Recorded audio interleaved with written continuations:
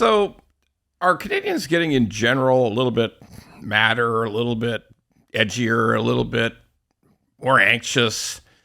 Because you see that reflected in the general demeanor of people, and you hear about it and you watch it in media. Now, sure, there's some terrible, terrible things going on in the world that's creating some strife and concern over here, and we see it every day in big cities.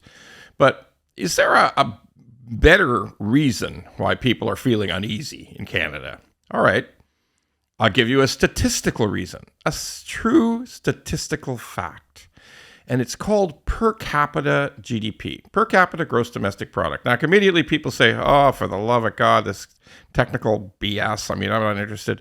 Fine. But it's important some days to appreciate where these numbers come from. The gross domestic product of a country is essentially the measure of the wealth of the country, the financial success, the economic power of the country.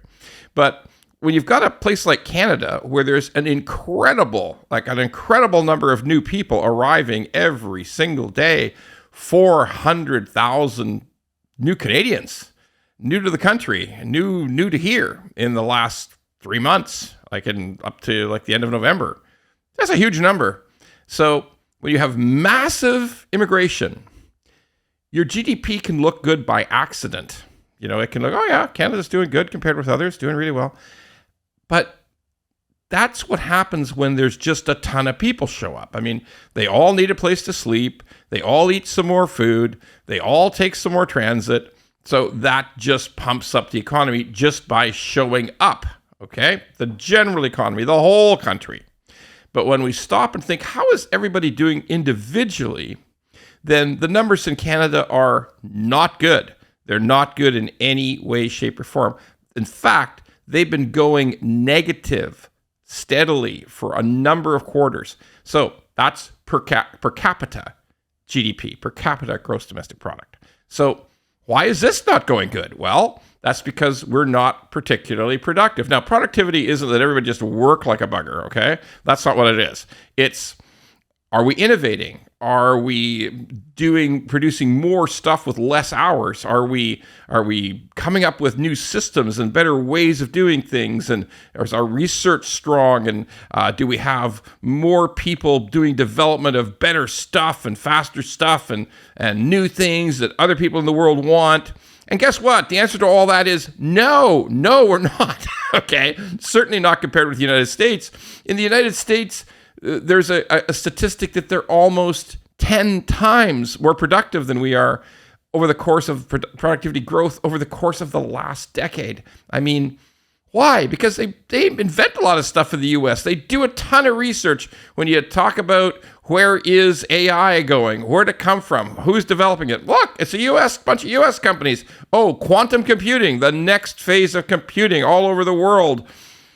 Bunch of U.S. companies, some of other places, but a ton of new things, new developments, big research, big stuff coming out of the U.S.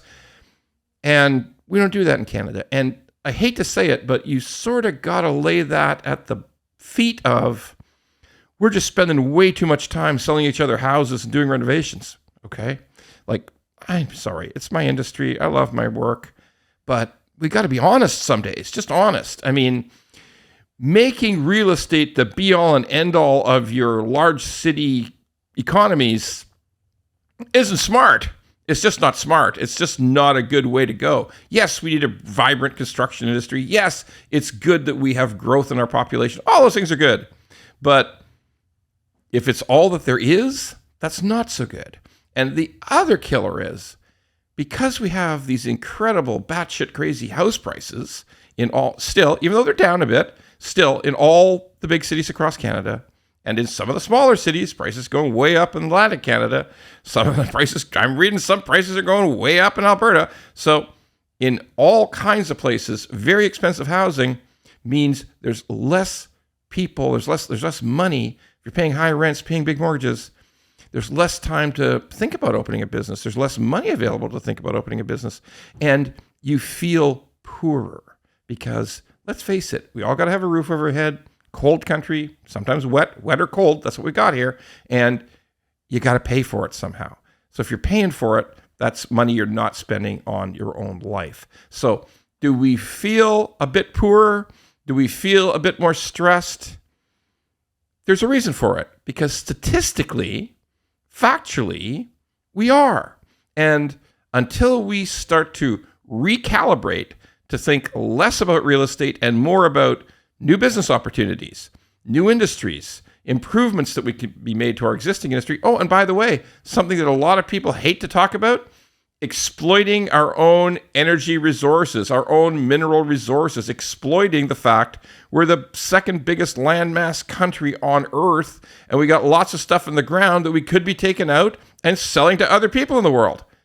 Why not? Well, we all know the story of that. We all can't miss that. So until we start to turn some of these things around, we're probably going to continue to feel a little poor.